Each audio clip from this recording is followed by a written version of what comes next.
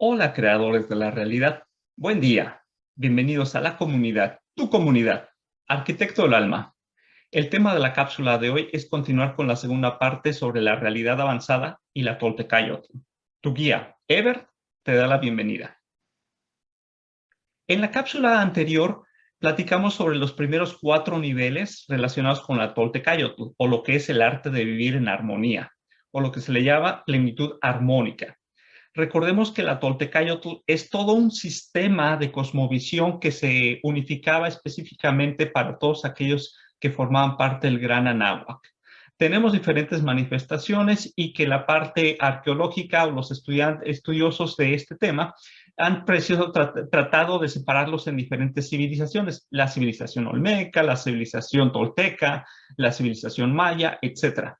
Sin embargo, como ya anteriormente había dicho en otras cápsulas respecto a este tema, estamos hablando de que es una sola cultura, pero con diferentes manifestaciones, que se tiene la flexibilidad de adecuarse a las necesidades del ambiente, de la sociedad y del medio entorno en el cual se desarrollan. Bueno, en esta cápsula voy a hablarles sobre los 3 últimos niveles. Hay algo que se le llama la maestría de la conciencia. Los primeros 4 niveles realmente es para mantener y establecerse en cuanto a tener tranquilidad, control, integración con el medio ambiente, con la sociedad, cómo vivir en comunidad. Sin embargo, la maestría de la conciencia son los 3 niveles más avanzados de esta pirámide o de lo que se le llama precisamente el desarrollo de la Toltecayotl, ¿correcto? Es lo que voy a plantear en esta cápsula. Permítanme compartir una presentación. Lo que tenemos aquí es los primeros 4 niveles que habíamos visto sobre la pirámide de desarrollo humano relacionada con la Toltecayotl, ¿correcto? Entonces, recordemos que la alimentación, la salud, la educación y la organización son los pilares en los cuales, para poder establecer una maestría de la conciencia, deben de quedar bajo control y dominio estos 4 niveles inferiores. Vamos a platicar antes que todo sobre la línea de tiempo. La línea de tiempo que quiero conceptualizarles en su mente es lo siguiente, que desde hace 8,000 a 6,000 años antes de nuestra era, se dio el proceso de sedentarización de esta gran cultura, ¿correcto? Fue cuando pasaron, como sabemos precisamente, de ser nómadas a finalmente tener el control y encontrarse fijos y el proceso de sedentarismo para poder tener control sobre lo que son todo lo que va a ser el abastecimiento de la alimentación para comenzar a crear la parte de los cultivos, la agricultura, la creación precisamente de diferentes formas de manutención y alimentación. Entre los últimos 4,500 años tenemos la construcción del Coatl, lo que es el mundo físico, que son precisamente los 4 niveles que habíamos mencionado en la cápsula anterior. Un sistema para la parte de alimentación, uno para la salud, otro para lo que va a ser la educación y finalmente para la organización dentro de lo que se llama el Coatl o el mundo físico. Los 5 niveles anteriores escritos bien podrían abarcar el periodo preclásico, ¿correcto?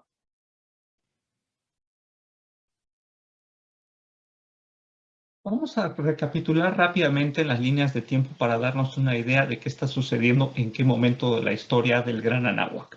Hablemos de las líneas de tiempo. Recordemos que desde hace 8,000 a 6,000 años antes de nuestra era se dio todo el proceso de sedentarización en diferentes áreas de todo lo que es el Gran Anáhuac, ¿correcto? En la cual se pasó de ser nómadas a tener un proceso en el cual se establecían en ciertas regiones y comenzaron a tener control de su entorno para lograr generar el proceso de sustentación a nivel de alimenticio y especialmente para la agricultura y poder lograr el desarrollo de los siguientes niveles, ¿correcto? También otra parte importante respecto a la línea de tiempo es que se construyó todo lo que se llama el Coatl, que son los primeros 4 niveles que he mencionado anteriormente. Se construyó todo el sistema de alimentación, el de salud, el de educación y el de organización. Vamos a ver ahora que una vez que ya se tiene precisamente la base de la pirámide de estos 4 niveles, podemos alcanzar precisamente el siguiente nivel para el desarrollo de la conciencia. Sobre los niveles superiores de la Toltecayotl, estos son los 3 últimos niveles. Básicamente, vamos a verlos en tema general. Vamos a hablar de una conciencia sacra, vamos a hablar de una conciencia del ser, lo que se le llama un ser histórico, pero no desde el punto de vista como nosotros conceptualizamos el término de historia, y una conciencia energética. ¿Correcto? Esta parte recuerden que tiene que ver con el desarrollo de la parte superior o espiritual, el Quetzal. Tenemos el Coatl, que es la parte material, los 4 niveles anteriores, y tenemos el Quetzal, así llama Quetzalcóatl. Llegar a lograr la plenitud armónica a nivel espiritual y físico, integrando todo como un solo sistema, una sola cosmovisión que esté totalmente asociada e integrada dentro de la formación de la comunidad y de todo lo que es la civilización del Gran Anáhuac.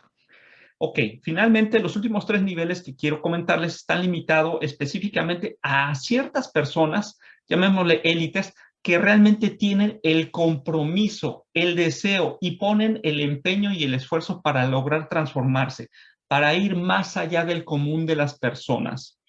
Recuerden que esto no significa que sean mejores o superiores. Lo que estamos hablando es de que siempre hay diferentes tipos de personas y de objetivos para cada grupo.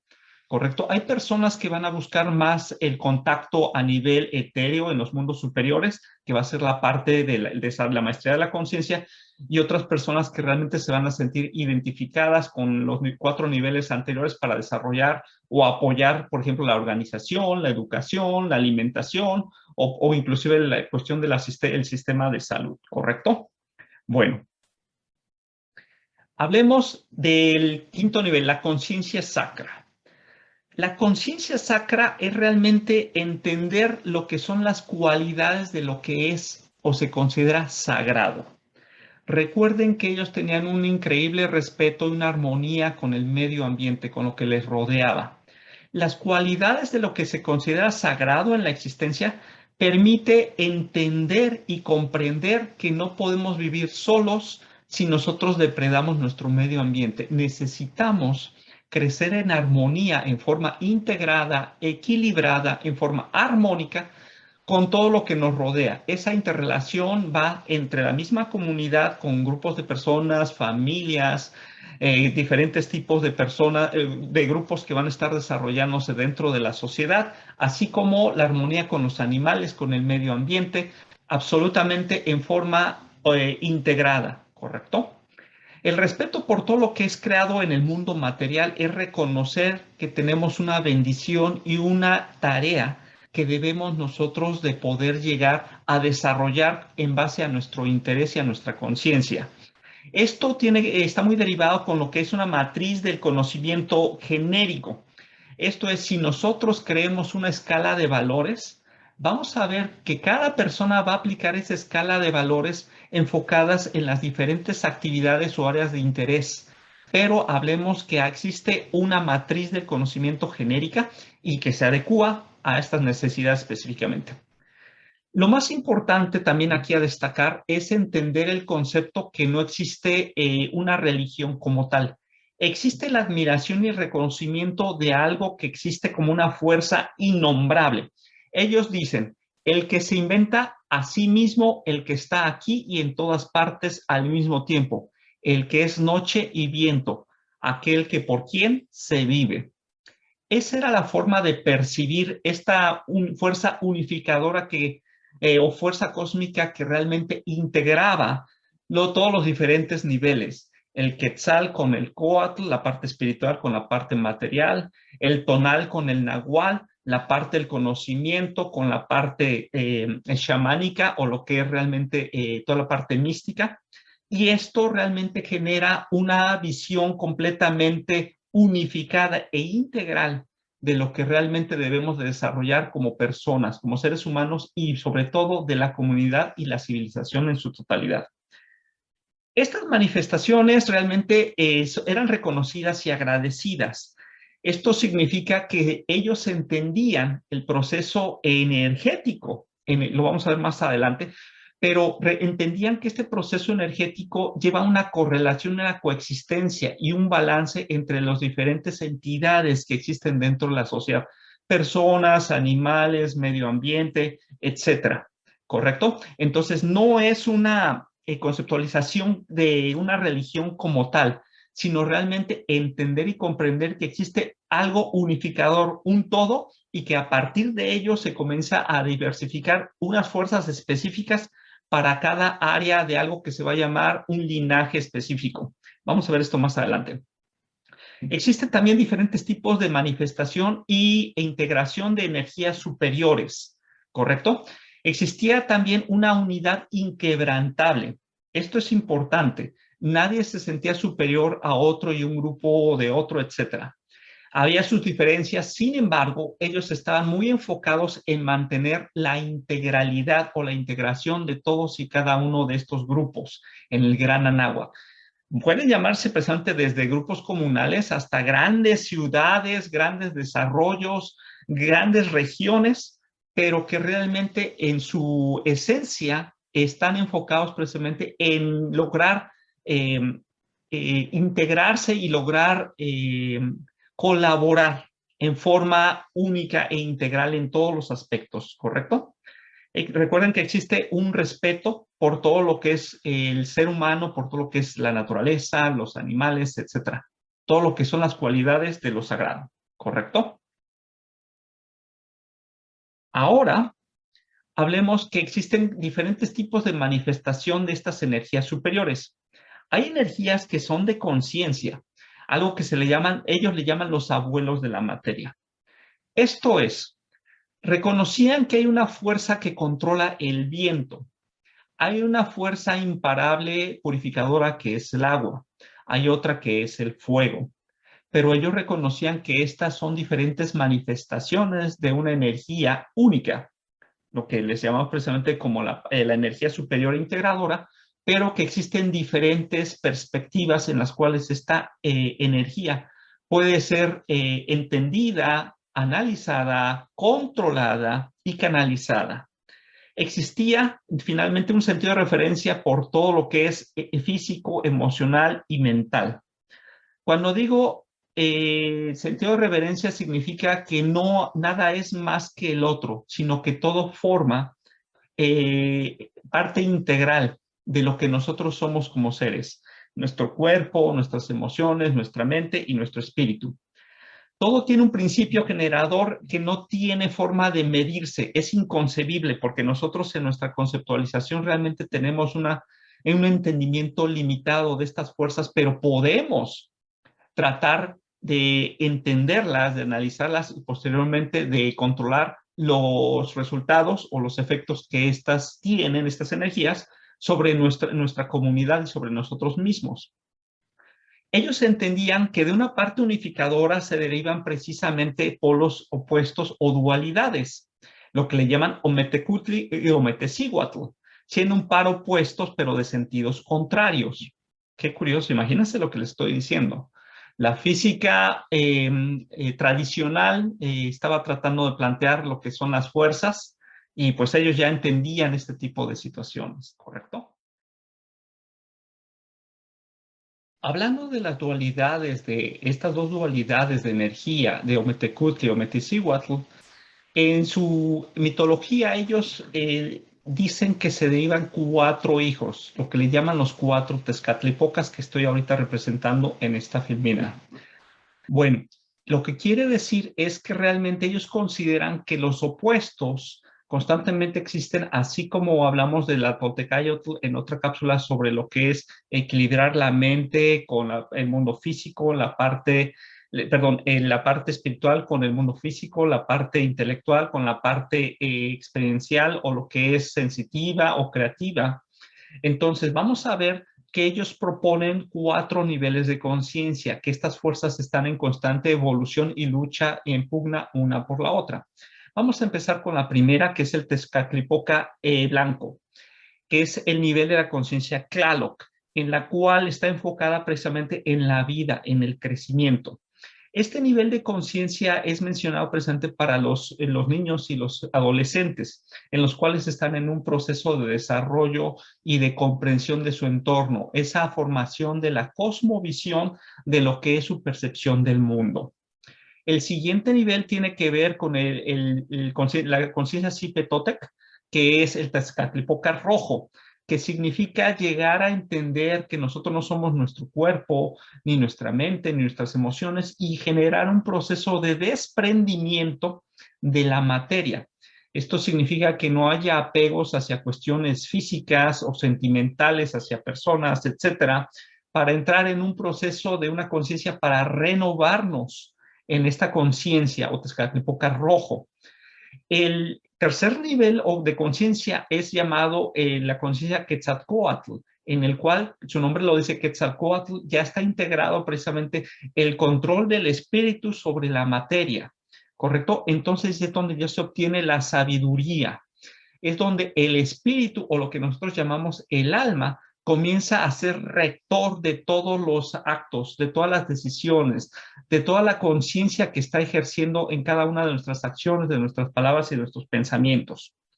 Finalmente, el siguiente nivel de conciencia es el Tezcatlipoca negro, en cual representa al enemigo interno o la muerte.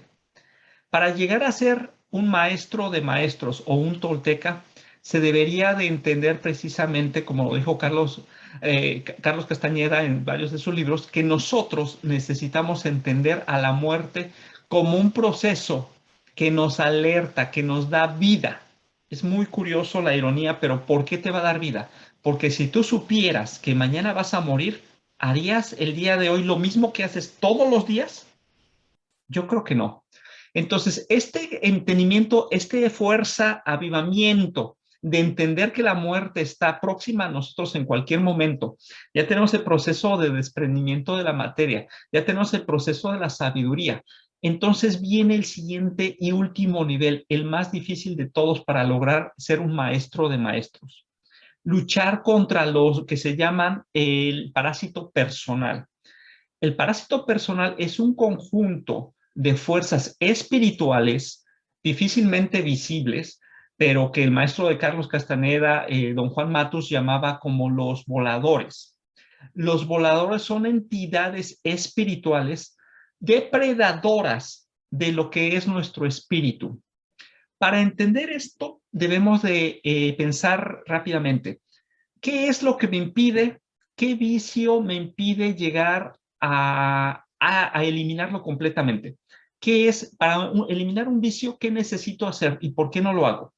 Hay una fuerza que se opone precisamente a que yo pueda erradicar celos, lujuria, cuestiones sexuales, drogas, alcohol, control, celos, etcétera. Muchísimas cuestiones negativas. Entonces, este tipo de energía, ¿qué es lo que me impide? Que realmente yo tenga el control y pueda desprenderme de ellos. Esa es precisamente parte de lo que se le llama el parásito personal. Son estas fuerzas espirituales porque no se ven, se sienten y realmente a veces son transparentes porque forman parte de nuestra mente, de nuestro cuerpo, de nuestra esencia. Por eso tratamos de llegar a evolucionar constantemente hasta tener el control del cuerpo, de la mente, de las emociones, para que el espíritu sea el único rector. Entonces, para llegar a este nivel es donde se comienzan a desarrollar los milagros, en los cuales ya se tiene el control y desbloqueo completo de los campos energéticos para poder alterar la realidad, así como lo han hecho grandes chamanes, que bueno, eso ya es un tema interesantísimo, pero lo voy a plantear en otra cápsula.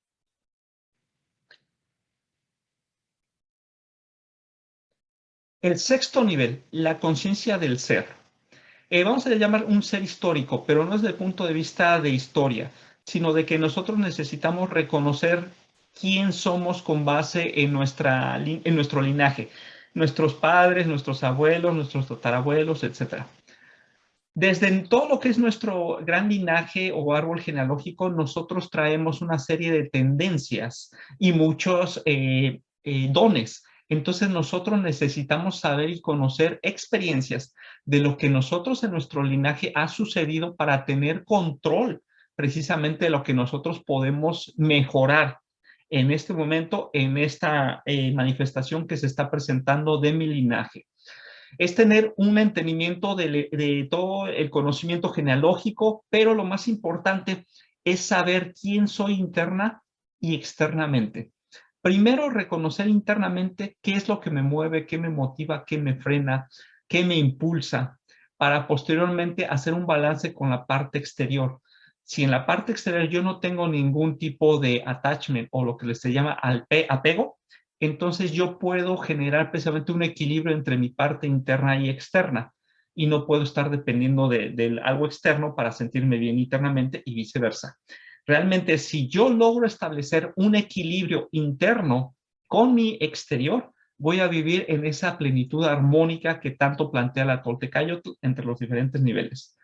Entonces, es la capacidad de crear una visión unificada y equilibrada sobre la vida y las ideas rectoras, pero perfectamente bien claras, bien establecidas, y que ya está comprobado por mi abuelo, por mi padre, etcétera, para evitar caer y salirme precisamente de lineamientos que no están acordes con lo que me da esa plenitud armónica. Recuerden que el conocimiento es instrucción y que la educación realmente es la transmisión y desarrollo de valores como seres, como personas dentro de la comunidad, dentro de del gran agua.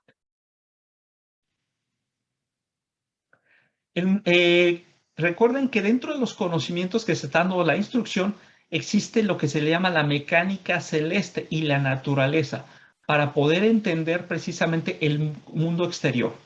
Ellos tenían un entendimiento tan profundo que llegan a ver precisamente que, así como la Luna tiene o ejerce actividades sobre el control de las mareas en nuestro planeta, diciendo que nosotros somos más aproximadamente el 70% agua en nuestro organismo, imagínense si no también el ciclo lunar nos afecta. Pero no nada más la Luna.